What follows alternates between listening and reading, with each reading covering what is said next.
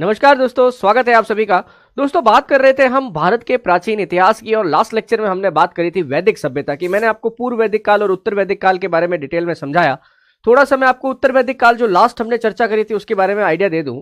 देखिए, पूर्व वैदिक काल में ऋग्वेद महत्वपूर्ण है। ऋग्वेद आपको कई सारे आपकी ब्रह्मांडीय व्यवस्थाएं और उस समय के जो प्रचलित मापदंड है, सामाजिक, सांस्कृतिक, धार्मिक, उन सब के बारे में जानकारी देता है। पूर्व वैदिक काल में वर्ण प्रधान जो व्यवस्था थी वो कर्म पर आधारित थी, है ना। बहुत सारे अधिकार महिलाओं को भी प्राप्त थे। जब समाज में जाति व्यवस्था नहीं थी, मुख्यतः व्यवसाय पशुपालन था, लोग कबीलों में निवास करते थे। पर धीरे धीरे उत्तर वैदिक काल आते आते कई सारी परिस्थितियां बदली। जैसे कि अब वेदों की संख्या 4 हो गई। पूर्व वैदिक काल में 3 ही वेद आते हैं, ऋग्वेद, सामवेद, यजुर्वेद, पर अब अथर्ववेद भी आ गया जिसमें धार्मिक कर्म कांड, अंधविश्वास, इन सबसे संबंधित बातें थी। अब धीरे धीरे जो है वो समाज में जड़ता आ रही है, रिजिडिटी आ रही है, समाज कठोर हो रहा है। किसके लिए? जाति व्यवस्था के लिए। अभी तक जो वर्ण व्यवस्था थी, ब्राह्मण, क्षत्रिय, वैश्य और शूद्र, जिसमें जन्म का कोई रोल नहीं था, आपके पिता का क्या व्यवसाय है उसका रोल नहीं था। परंतु अब जाति व्यवस्था आने से क्या हो गया है, आपके पिता की जो जाति है उसके अनुसार जो कर्म वो करते हैं वही कर्म आपको भी करने हैं। ये व्यवस्थाएं समाज में स्थापित होने लगी। पशुपालन की जगह जो है अब खेती ने ले ली। अब लोग एक जगह पर रहकर खेती करने लगे, जिससे बड़े नगरों का विकास हुआ। सबसे पहले परिवार बने, विश्व बने, जन बने, जनपद बने, महाजनपद बने। ये सब उत्तर वैदिक काल की देन है। उत्तर वैदिक काल में ही लोहे की खोज होने से बड़े राज्य जो है उनका विकास हुआ। खेती बड़े पैमाने पर की जाने लगी, हथियारों का भी विकास हुआ। इसी की वजह से मगध जैसे एक बड़ी शक्ति का उदय होता है। आज के इस पर्टिकुलर लेक्चर में हम लोग बात करने वाले हैं महाजनपद की। समझ रहे हैं आप? तो देखिए, सबसे पहले तो महाजनपद शब्द क्या है। आज की तारीख में अगर महाजनपद को अपन को कंपेयर करना है तो हम किसी मेट्रो सिटी से कंपेयर कर सकते हैं। मेट्रो सिटी समझते हैं ना, बड़ा शहर कोई। जैसे मैंने आपको बताया था कि इस वैदिक काल में जो समाज है उस समाज की सबसे छोटी इकाई थी परिवार। कई सारे परिवार बनके विश्व बनते थे, कई सारे विश्व बनके एक जन बनता था, कई सारे जन मिलके एक जनपद बनते थे। और जब जनपद बहुत बड़े हो गए, विशाल हो गए, वहां पर लाखों की संख्या में लोग रहने लगे, तो हमने इन्हें महाजनपद कहना शुरू कर दिया। तो बेसिकली वैदिक काल का, ये उत्तर वैदिक काल का जो पीरियड है, जैसे जैसे समाप्त हो रहा है, 800, 700, 600 BC की तरफ हम लोग आ रहे हैं, तो हमें एक शब्द मिलने में लग जाता है, उसको हम कहते हैं महाजनपद। महाजनपद शब्द की देखिए जो जानकारी है वो हमको मिलती है अंगुत्तर निकाय। अंगुत्तर निकाय एक बौद्ध ग्रंथ है। ये हमें षोडश महाजनपद यानी कि 16 महाजनपदों की जानकारी देता है। और एक ग्रंथ और है भगवती सूत्र। भगवती सूत्र भी हमें इन षोडश महाजनपदों की जानकारी देता है। इसमें थोड़ा सा एक तो ऊपर नीचे है, अलग अलग है, अदरवाइज मोस्टली महाजनपदों के जो नाम है वो सेम है। इन महाजनपदों में देखिए कई जगहों पर तो अधिकांशतः राजतंत्र था, मतलब कि किसी न किसी राजवंश की स्थापना हो चुकी थी।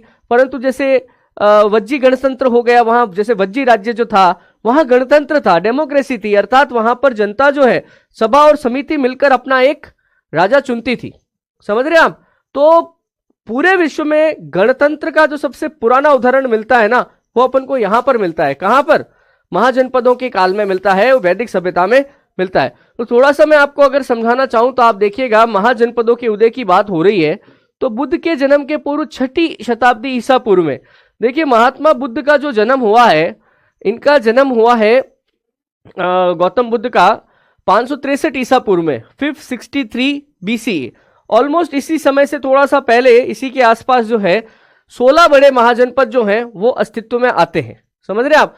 तो ये यही बात कह रहा है, बुद्ध के जन्म के पूर्व 6ठी शताब्दी ईसा पूर्व में भारत वर्ष 16 महाजनपदों में बटा हुआ था। इनकी जानकारी में बौद्ध ग्रंथ अंगुत्तर निकाय से मिलती है।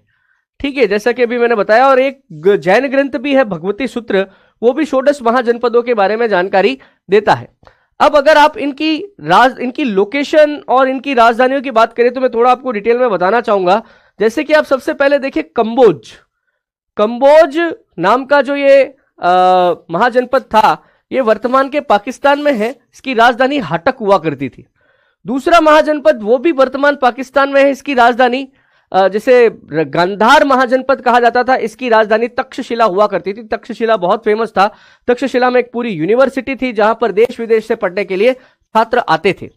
तो वर्तमान में देखिए क्वेश्चन कैसे बनेगा, कंबोज और गांधार 16 महाजनपदों के ये 2 जनपद वर्तमान कहां चले गए हैं? पाकिस्तान में चले गए हैं। एक्चुअली ये क्वेश्चन है कि वर्तमान प्राचीन महाजनपद काल के कितने महाजनपद वर्तमान भारत से बाहर स्थित है? समझ रहे हैं आप? तो 2 आपको बताना पड़ेगा, एक तो ये कंबोज और एक ये गांधार, वर्तमान में भारत की जो टेरिटरी है ना उससे बाहर स्थित है। इसके अलावा आप आ जाइए कुरु, वर्तमान का जो दिल्ली और हरियाणा का क्षेत्र है इसे कुरु जनपद कहा जाता था, जिसकी राजधानी इंद्रप्रस्थ हुआ करती थी। वर्तमान में मथुरा और इसके आसपास के वृंदावन का जो ब्रज क्षेत्र है, जिसको आज आप ब्रज क्षेत्र कहते हो, किसी समय में इसको शूरसेन कहा जाता था और शूरसेन की राजधानी हुआ करती थी मथुरा। वर्तमान में आप राजस्थान की राजधानी है जयपुर, है ना, और जयपुर और इसके आसपास का जो क्षेत्र है जयपुर अलवर वगैरह, इसको बोलते थे मत्स्य। जयपुर अलवर और इसके आसपास का जो क्षेत्र है भरतपुर वगैरह, इसको कहा जाता था मत्स्य। मत्स्य की राजधानी थी विराटनगर। विराटनगर बेसिकली आज भी जयपुर के अंदर एक पहाड़ी है जिसे बैराट की पहाड़ी कहा जाता है, इसे कहते हैं कि यही प्राचीन काल का विराटनगर है। फिर आप देखें तो एक और आपको मिलेगा पांचाल। पांचाल वर्तमान में यूपी के अंदर जो पहाड़ी की तलहटी में बसा हुआ है ना, बरेली वगैरह वाला क्षेत्र, इसे पांचाल जनपद कहा जाता था, जिसकी राजधानी थी अहिछत्र। फिर आप आगे चलेंगे, यूपी में ही एक जगह आती है वर्तमान का फैजाबाद, एक जगह है फैजाबाद, और अयोध्या का जो क्षेत्र है इसको कहा जाता था कौशल। क्या कहा जाता था? कौशल। और कौशल की राजधानी क्या थी? श्रावस्ती। वर्तमान में भी एक जगह है यूपी में कुशीनगर, उसे बोला जाता है। यह जनपद जो था ये मल्ल जनपद था, इसकी राजधानी कुशीनगर थी, आज भी ये शहर है। काशी, काशी भी एक बड़ा जनपद है। काशी तो इटरनल शहर कहा जाता है, बहुत प्राचीन शहर कहा जाता है। वर्तमान में आप इसे प्रयागराज के नाम से भी जानते हैं या बनारस के नाम से जानते हैं। नहीं, काशी को हम जानते हैं बनारस और वाराणसी के नाम से, है ना। प्रयागराज तो अलग हो गया, इलाहाबाद हो गया। तो काशी जो है बनारस में, इसकी राजधानी, काशी तो जनपद का नाम हो गया, बनारस इसकी राजधानी हो गई। इसके बाद आप देखें तो सबसे ईस्ट में था वज्जी। वज्जी गणतंत्र जो है ना, वर्तमान का जो बंगाल कूच बिहार वाला इलाका है, बिहार से सटा हुआ, वो वज्जी गणतंत्र था। इसकी राजधानी क्या थी? वैशाली थी, वैशाली। वज्जी वर्तमान का बिहार और पश्चिम बंगाल का क्षेत्र है, राजधानी क्या थी? वैशाली। ऐसे कैसे अंग जनपद, वर्तमान का जो चंपा बिहार का एक जगह है जिस चंपारण जिसको आज बोलते हैं अपन, तो वहां पर एक गणतंत्र जो था, जो कि एक महाजनपद भी है, अंग जनपद, जिसकी राजधानी थी चंपा। इसके बाद मगध, पटना और इसके आसपास का जो क्षेत्र है ना, वर्तमान का पटना, पाटलिपुत्र। पाटलिपुत्र के पास में एक और शहर है राजगीर, राजगीर बोलते हैं। अब उसका पहले राम राजगृह था, ये मगध की प्रारंभिक राजधानी थी। मगध की पहले राजधानी क्या थी? राजगृह। बाद में चल के इसकी राजधानी पाटलिपुत्र हो गई। मगध भी एक बड़ा महाजनपद है। फिर देखो वर्तमान में इलाहाबाद और इसके आसपास का क्षेत्र को बोलते थे वत्स। इलाहाबाद और इसके आसपास के क्षेत्र को क्या बोलते थे? वत्स। इसकी राजधानी थी कौशाम्बी। इसके अलावा देखिए मध्य प्रदेश के अंदर एक जगह है चेदी। चेदी जनपद कहां था? मध्य प्रदेश में। इसकी राजधानी थी शक्तिमती। और उज्जैन और इसके आसपास का जो क्षेत्र है उसे अवंती कहा जाता था। उज्जैन के आसपास के क्षेत्र को क्या कहते थे? अवंती। और अवंती की राजधानी थी माहिष्मती। समझ रहे हैं? बिल्कुल शिप्रा नदी के तट पर माहिष्मती का शहर स्थित था। 16वां महाजनपद जो है आपको बिल्कुल यहां दक्षिण में दिखेगा, इस 16वें महाजनपद का नाम था अशमक। अशमक सबसे दक्षिणतम, नर्मदा के दक्षिण में कौन सा महाजनपद स्थित था? अशमक महाजनपद स्थित था। समझ रहे?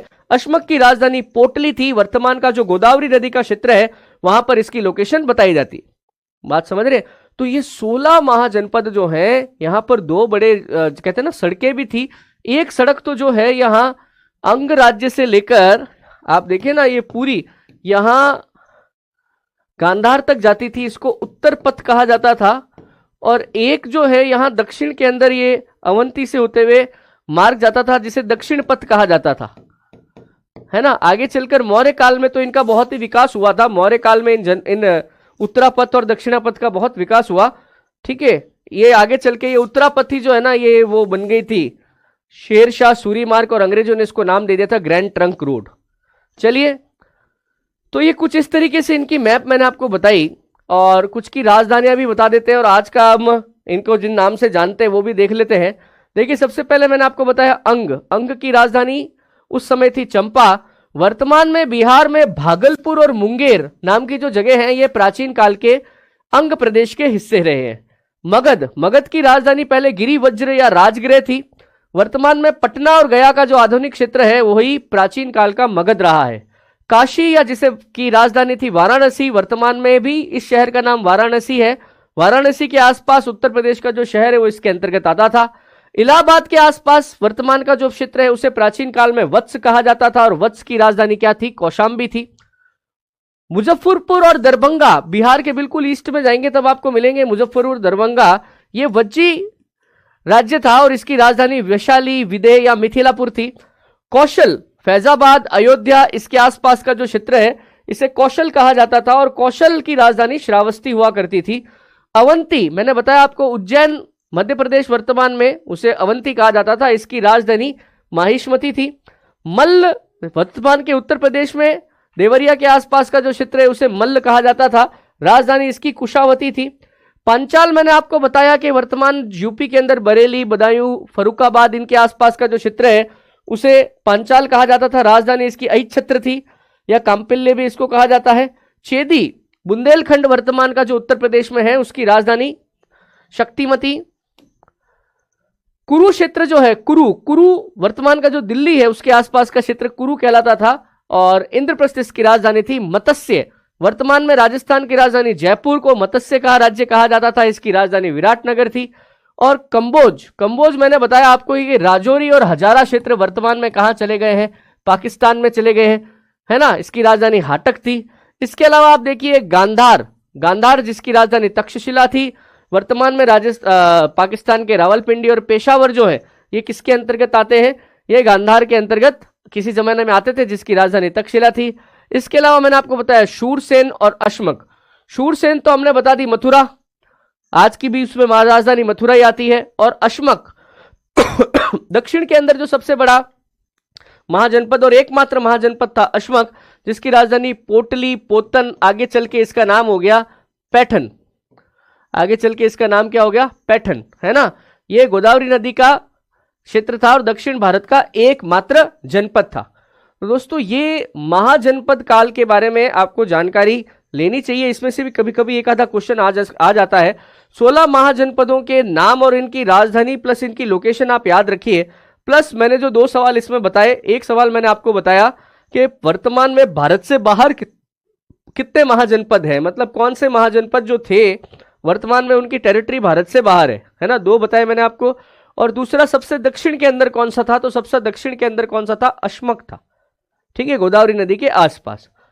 तो दोस्तों इस पर्टिकुलर लेक्चर में हमने जानकारी ली महाजनपद काल के बारे में। लेक्चर छोटा ही है but it is still a part of ancient India, तो हमको ये करना पड़ेगा, ठीक है। अब नेक्स्ट लेक्चर में जो मैं आपके लिए हमने जानकारी लेके आऊंगा वो जैन और बौद्ध धर्म के बारे में लेके आऊंगा, तो उसके लिए हम एक सेपरेट लेक्चर करेंगे।